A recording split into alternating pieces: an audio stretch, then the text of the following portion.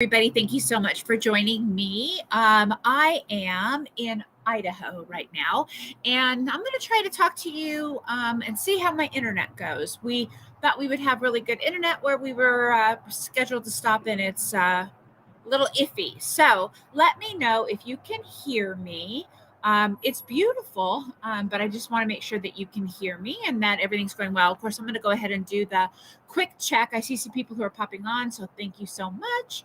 And I was going to kind of talk a little bit tonight about some questions that I was having regarding cars that go by. No, regarding assessment. So I just want to double check again that you can hear me, and I am just talking and struggling here.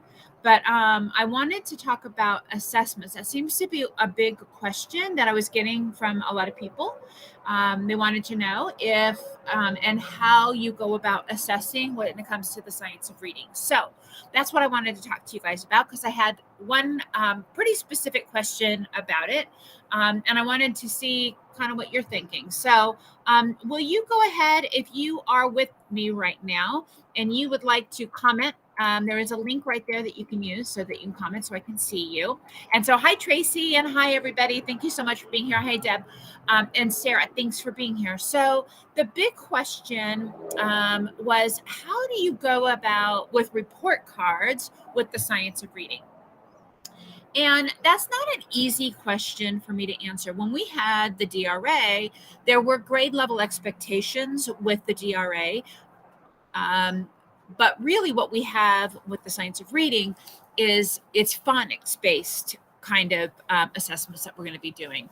So, Mr. Wills knows me well. Look what he just brought me. And so I guess what we really, really want to do is think about and come up with as a grade level what your phonics, your grade level phonics should be, right? And a lot of things like Common Core didn't really help us with that because they said grade level phonics, being able to apply grade level phonics. So I'm going to suggest what you're going to want to do is get together with your team and figure out what is it that as a grade level you would expect your students to be able to master. I would say for kindergarten, that would definitely be those CVC words, right? Knowing all their letters and sounds and those CVC words for sure, being able to read those. Now, some schools, you would want them to be able to do that with digraphs and blends, right? And for some of you, that might be a big stretch. So I would take a look at what your district approved curriculum is asking students to be able to do, and then align your grade level expectations based on what your district is asking them to do. Okay. I know for where I was in Central Missouri, what I would expect my students to be able to do would be those short vowel words with and without blends, and with and without digraphs. Those would be what I would expect to be grade level. And then anything above that's kind of like gravy, like it'd be an additional great skill for them to have. It would definitely take them beyond. I think what you're going to find is if you're following the science of reading, your students are going to have no problem mastering that in kindergarten. So I would expect those CVC words, and then those with and without blends, and with and without digraphs. That would be what my grade level expectation. Obviously, all the letters and sounds, right? For first grade, I would be looking for everything I just mentioned, plus the silent E words and some simple vowel teams is what I would say. But take take a good look at what your scope and sequence for your district is asking them to do. So let's say that you are using our curriculum, but your school has Scott Forsman, or your school has Foundations or something like that. Take a look at what those phonics scope and sequence is. So you want to make sure that you at least hit the minimum of what they have. So you want to make sure that if you're kind of doing this on your own, let's say you're deciding you're going to do this type of instruction, but your team maybe isn't, and you're just kind of piloting, what you want to do is knock the socks off of everybody else, right? You want to make sure that your students not only meet the expectations that your district has, but you want to go beyond that. And then the same thing happens with second grade. I would say for second grade, you would definitely need to have all of those, and then you would want to have those multi-syllable words. You'll have diphthongs and you'll have vowel teams, definitely with your second grade, and then multiple syllable words. Hi guys, glad you're here. So how do you assess these things? That's kind of the question. So one, you need to figure out what your grade level expectations are, and then look at the beginning of the year, kind of the end of the year, and then what would be good midway goals for you to have. I think that the scope and sequence is going to give you some great things to look at. Keeping in mind that mastery is going to take 5 to 6 weeks, right? So if you look at, let's say you're at week 20, and that's the middle of your, let's say that's going to be your end of your semester, I would go back 6 weeks, and then that would be what my grade level expectation would be at that point of year. Does that make sense? So you would go back to week 14, and you would expect students who are meeting expectations to be able to do all those skills at week 14. That would be what I would be expecting. Because again, we need to make sure that we have 4 to 6 weeks of students using those skills in order to show some mastery. The other thing I would like to say is that there's a question is like, is there an assessment? Yeah, there's an assessment every single day. Those are that dictation, right? And that's the dictation and also the decoding. So if you're thinking that you want to gather that as an assessment, what you would want to do is put students apart from each other while you're doing that particular dictation. Maybe you make a few adjustments. Maybe it's going to be, you're going to take Friday's dictation and you're going to make a few adjustments just to make sure that you have, good representation of all of the skills that you want to gather data from, and then have students sit apart from each other so that you can grab that information and build that assessment and have that data, knowing that they're not going to be, leaning into the partner sitting next to them and gathering, kind of their information. So you put them in, I always call it their testing spot, but you can call it whatever you want to, but have them sit apart so you can gather that information. It wouldn't be a bad idea to do that on an ongoing basis. One day a week, have students sit apart from each other, gather that information. Is it something you're going to take a grade on? Honestly, I was not a huge fan of the idea of grading their work, right? Or assign. I have this like sunshine coming out of my head. What if I move that way? Maybe that's a little bit better. Of assigning, of gathering grades for kindergarten, first grade, just because, that's more skill based than it is.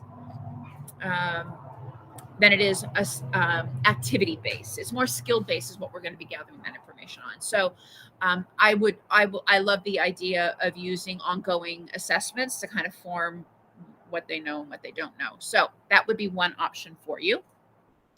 The other option is for you to use the data that you gather through ESGI. You could come up on the patio. I don't own it. But gather the information that you get from ESGI, and that could be another way that you can determine what your benchmarks are going to be. Clearly you would want to make sure that by the time they get to the end of kindergarten, that they have mastered all their letters and sounds. So that could give you some of that data. And then again, you could have a midpoint expectation. What I love about ESGI is that you can also get a percentage. So that's a great way to go as well.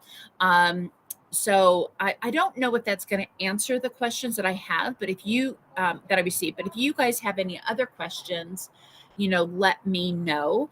But those were the two really big questions that I had. One of the things that we're kind of used to doing is the DRA, right? And so maybe you save one of your one book out of each set of your decodable books, and set that aside and let that be your assessment, and let that be something that they read on a cold read.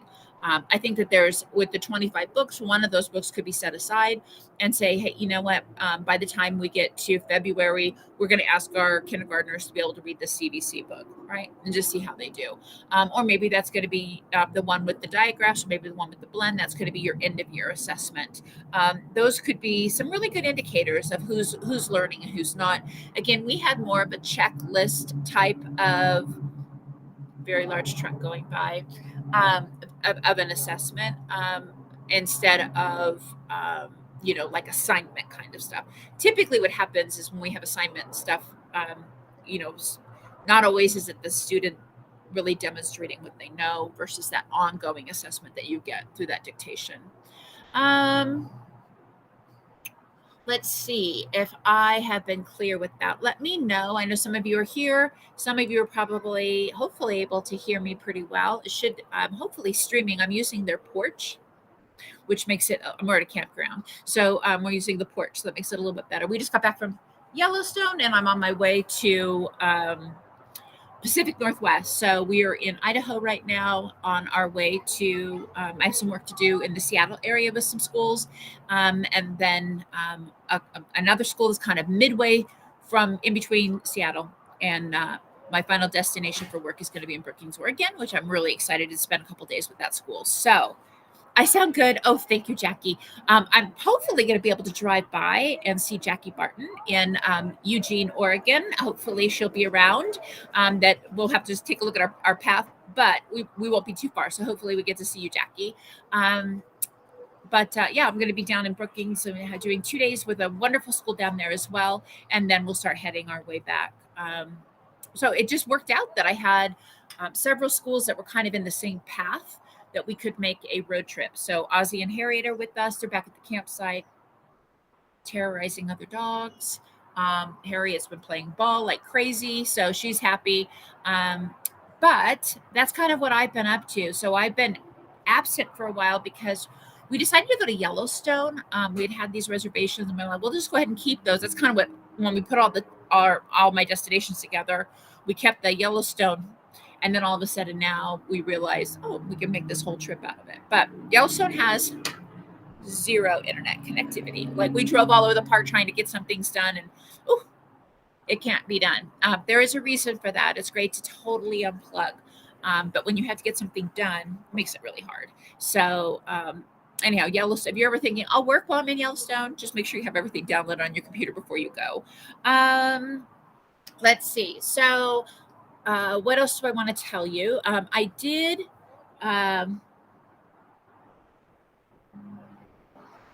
So you noticed, Susan said, you noticed that the phonics for first grade, you have a CBC sentence that match with a picture. You think you're going to use those for your kindergarten as well. So yeah, I have some, I just posted these new decodable books and they're interactive. So you could have those also be a way to assess as well. It's just been posted on TPT like 2 days ago, but I finally was able to get the email out. And so they're discounted right now. If that's something that you're interested in, those decodable books are pretty good drop in price right now. Do I have anything for fine motor? What I did add to our, I'm afraid to share my screen, you guys, because I feel like I'm just going to drop off. But one thing that I did add to the Science of Reading, it's in the kindergarten, first and second grade set, is a file called, sorry, flyby bug, getting started. And so what it is the slide decks, instead of it being letters, instead of it being words, there's just path of motion. So one of them is going to go across the page. So we're just going to really work on having students start with this, again, that straight arm motion of starting at the top of the page and then going down. So that is something that I think is going to really help with that fine motor, because first they're going to do it with you in a whole group. They're going to look at the PowerPoint slide. They're going to match up their finger. There's a star to show them where to start, and then they'll go down. And then there are pages there that have the same type of tracing that they're going to do. So they'll trace a line. I'm going to try to share my screen. I don't even know if I'll be able to. Let me try it. Hold on. And then I made it so that you could mix those pages up. So if you wanted to use it for weeks and weeks and weeks, you just put them in a different order, and that should get you rolling. So let me see if I can share the page with you. And I think there may need to be a change that I do on one of these. Okay, I think I brought it up.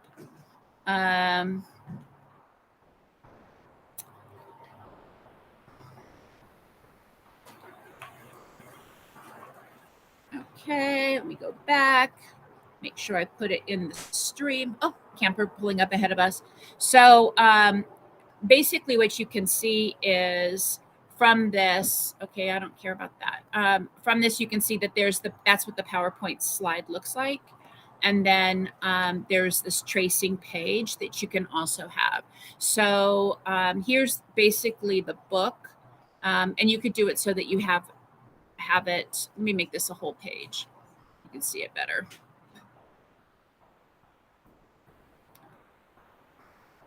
So you can see you could cut it in half and make half-page books, right? So they would start here, they would go down, and then they would repeat that process. And then here's another page, right? So they have just different path of motion that they're going to be following for tracing, and you're going to be wanting to make sure that they go in the right order. And then this right here has a typo. I need to fix that. As soon as I have connectivity, I'll get that uploaded back into TPT. This is what happens when you're doing this on the road and you're bouncing down and you have a typo, you don't see it. So I have to fix that. But then there's a single page here as well. So what you could do if you wanted to is put those in a different order, right? So you would just go ahead.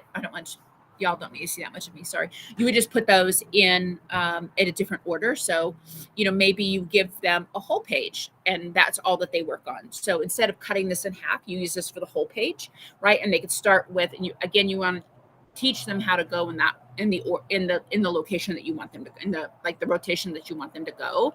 And then they can trace it. So maybe this is all you have them do for the whole day. I just wanted to make it super flexible.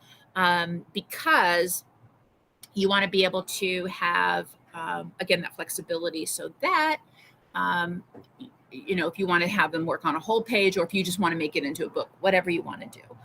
You could make it into multiple books if you wanted to. Just put the pages in different order and they can, you spend weeks working on that. So that's one option. As far as fine motor goes, I can really, really recommend Marcia McGuire has some wonderful fine motor activities. She has some fine motor bins and centers that I think you would be really, really happy with. So do I have a whole lot? I really don't. Only because I had to crack the cold one. Because I really think, I think that I don't see the point of making something when somebody's already perfected it, right? I don't see the point in making the same thing. I know that that's probably not a good business decision for me to make, but when I see that somebody's already done a really good job, there's no reason for me to make it. I wish all TPTers would do that. They would say, hey, so-and-so's done a really good job of making XYZ. Therefore, I don't need to make that. So anyhow, I think that she's got some really great fine motor activities that would work as centers, or they would work as like morning work or something like that. So that's an option for you. What other questions do y'all have? People walking by think I'm crazy. I'm actually talking to people. He's like, yeah, I know you're crazy. So anyhow, let's see. Julie, I really do think that you would be happy with Marcia McGuire's fine motor activities. I think that's going to be a good fit for you. She knows kindergarten. She's done so much research on fine motor that she's going to be able to not only show you the how, she could tell you the why, which is what I love. You want somebody who's been in the industry for a long time, who's been in teaching for a long time. So that would be kind of my suggestion. Again, this is just you're welcome. This is just a get ready activity that I have. So you'll look for inside of those the whole group activities in a folder called Getting Started. So you're just going to look for that. And then again, I think it's like 12 pages long. It's not like huge, but the PowerPoints also are in there. Let me go ahead and stop sharing this, and I'll go ahead and bring up the PowerPoint so you can kind of see what they look like. It's going to take me just a second.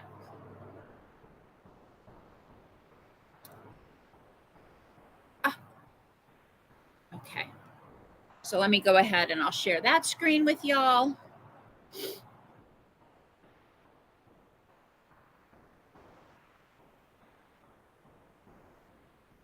And let me push that up into the broadcast. show in stream. There we go. And you can see that these have also, the same thing, but I made it so that there was a place for them to start, right? And then for the circles, showing them which direction to go so that you can get them used to that. Now, if you're thinking, okay, there's five of those different slide decks, right? With each of them have, I think there's like, what did I say? There's 16 slides. So there's 16 slides per day. But if you're thinking you need more time than that, like you're like, the person who kind of sparked this idea is Jenny. I don't know if she's here, Jenny Booth, but she said that her phonics that she had to follow didn't start until week 4. So what do I do with these students for those first 4 weeks? I said, this would be a great thing. But what she can do is take this deck and then just move it all in a different order. With PowerPoints, it's really easy to do that. And if you're not familiar with how to do it, you just go ahead and open it up here. And then you can just move these, shuffle those around in a different order. If your students could memorize the order that you had them, that would be like really amazing, but they're not going to be able to. So there's one for Monday, Tuesday, Wednesday, Thursday, Friday. And then the next week, if you want to do the same order, go for it, right? Monique, you said you're from Canada and your kindergarten program is only 2 days and alternating Fridays per week. How would you go about introducing sound walls and letter graphemes? Well, Canada has a different set of expectations, right? And so you would want to adjust your expectations to meet what your curriculum is going to be, right? So if your Canada is asking, I imagine their end of year expectations probably what I'm hearing from people is very different than what we have here in the US, right? So maybe you're just looking for them at the end of the year to know all their letters and sounds. Maybe that's the expectation, or maybe it's just to get through to get to the CBC words, and that's it, right? So what I would do for the sound walls and for the letter graphemes is I would, pace it accordingly. So take a look and see what the standard pacing is going to be, and then you would just have to slow it down. So, and as far as putting the sounds on the sound wall, I would add those on there as you're introducing the letter. So I'm thinking you're not doing 4 letters a week. Maybe you're doing 2 letters a week. I would get them all introduced. If you're doing only 2 days a week, you're definitely going to have to cut the pacing probably in half is what I would do, and just stretch out those lessons. Week 1, make it 2 weeks long. Week 2, make it 2 weeks long. Week 3, make it 2 weeks long. And you probably just get through half of the slide decks by the end of the year. And then just, pace yourself accordingly. You can't get 5 days worth of learning in 2 days, right? You can't do that. So you're going to have to just kind of slow it way down. Does it mean that it's not going to be effective? No, it's still going to be effective. That level of practice is still going to be really, really effective, and that level of mastery, but they're just not going to get as far at the end of the year as if they were getting 5 days a week of that type of instruction. And I think that's okay, because your first grade teachers are not expecting them to be at the same spot that you're very big bug, they're not expecting them to be way ahead. They're expecting them to be here, and they know that they're going to pick up right from that spot. So that would be, I would just take those lessons. And if it's 1 week, again, if you're in Canada and your expectations are really pared down, then I would take 1 lesson and do it for 2 weeks. That also might be a solution to my friends who are teaching TK, right? If you're doing TK or a pre-K and you're wanting to do some of these lessons, let them last a couple of weeks long. Pre-K is going to be, you're going to probably want to have them last more than 2 weeks. Let your students tell you if you're going too fast. But stretch those out over time. I'm not sure if my friend Megan is here from Colorado. She's the one who has a pre-K and a kindergarten combo class. I'm like, that sounds horrible. That sounds really hard. But she's, we've been brainstorming different ways that she could kind of, have students do certain things and do things differently, right? So that's something that we've been brainstorming on. So let's see, what other questions? Did I answer your question, Monique? Let me know if I did not. I want to make sure that I answer your question. next week I should have a much better connectivity. I should be in a much better spot. I'm going to look and see. I think I have an email that came in. I just want to make sure. Okay. So I just want to make sure that there's. So Megan wasn't able to get on the chat, but hopefully I was able to answer that because she just emailed me. You just need to, in order to get those Path of Motion files, all you have to do is just re-download it. You don't need to buy anything more. I just added it to the file. So I'll just go ahead and add that in the comments here. So for the Path of Motion files, just re-download. See if I can type the whole group lessons.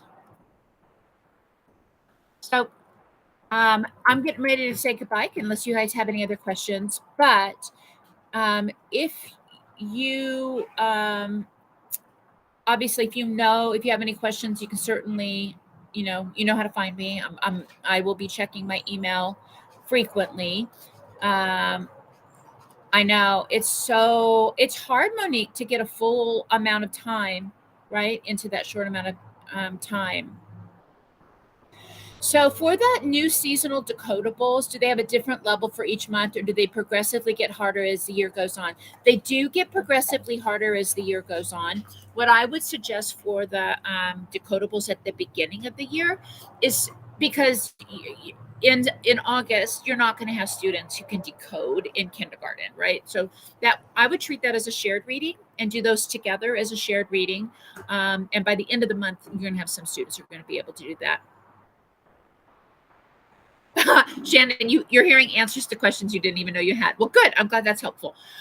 So I would, if I were kindergarten and I had those monthly decodables, they're going to love being able to put the pictures in the right spot. So they're going to love that. But I would just treat it as a shared reading for the first part of the year, just like you would do any other kind of instruction, right? The amount of support that you're going to be giving is more up front, and then you're going to start pulling back your support. So for those decodables, there's 5 different ones. I think they all turned out really cute. I hope you guys like them. And again, let that be a shared activity that you maybe read in a whole group activity, and they can put the pictures where they go, and then they'll have something that they can also practice. So hopefully that helps.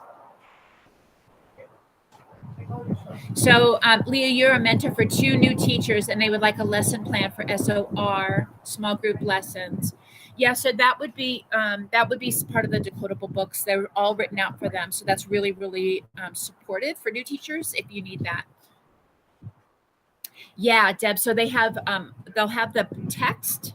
I had made a free one of these back in like around Thanksgiving time last year. And I said, hey, let me know if you guys want a whole year of those. And everybody's like, yes. And then I'm like, okay. And then I got busy. So that's what they are. But each month there's 5 different books, and then there's a text there. And then there's a page of pictures that go with it. So they'll read the text, which is exactly what we want them to do with the science of reading, right? We want them to not rely on the pictures, but then they can add the pictures afterwards. And so they'll have fun kind of coloring those and making those their own. So yeah, exactly, Deb. All right. I'm not seeing any more questions. So hopefully you guys are having a great Sunday. And if anything comes up, again, let me know. And again, one thing that you guys can do is, email me some of your questions. I'll try to answer them as quickly as I can, and then kind of save them for the Facebook Lives, because, like Shanna said, sometimes we have questions, we don't even know we have questions. And then you'll be like 3 days from now, you're like, oh, I should have asked her that. So hopefully I can, circumvent that after the fact kind of thing. Okay. All right. You guys have a great evening. Thanks for being with me. And I will see you next week. And I'm going to have Adam DeVico with me next week. So that's exciting.